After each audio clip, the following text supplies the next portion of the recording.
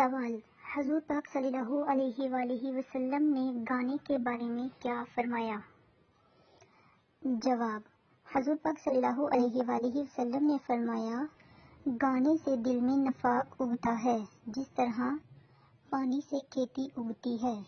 सवाल। क्या खुतबे के वक्त किसी को छींक आए तो उसका जवाब देना चाहिए? जवाब। खुतबे के वक्त किसी को छींक आई तो सुनने वाला उसको जवाब ना दे।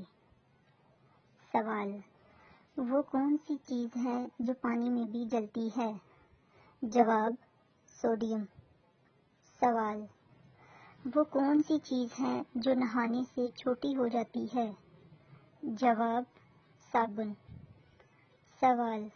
वो कौन सी चीज़ है जिसको खाने वाला बुज़दिल और पीने वाला बहादुर हो जाता है? जवाब। गुस्सा।